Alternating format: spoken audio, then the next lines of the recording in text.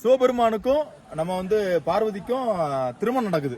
எங்க கைலாச மலையில நடக்கும்போது முக்கோடி தேவர்கள் எல்லாமே கைலாச மலையில கூடுறாங்க. தேவர்கள் மட்டும் இல்ல, அசுரர்கள், பெரிய ரிஷிகள், முனிவர்கள் எல்லாம் கூடும்போது வடதுருவம் தாழ்ந்து போகுதுன்னா எல்லா தேவர்களும் சிவபெருமாட்ட போய் முறையிடுறாங்க. சிவபெருமான் அகத்திய கூடுறாரு. இன்னும் அகத்தியருக்கு மட்டும்தான் அவ்வளவு ஒரு பவர் இருக்கு.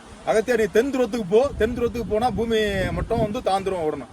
தாழ்ந்துன்னு சொன்னதான் அகத்திய முனி எல்லாரும் திருமண காட்சி பாக்குறதுக்கு ரொம்ப ஆவலுடன் இருக்காங்க. நான் மட்டும் என்ன கடவுளே அப்படின்னு, நீ அங்க போ, நான் உனக்கு காட்சி கொடுப்பேன் அப்படின்னு.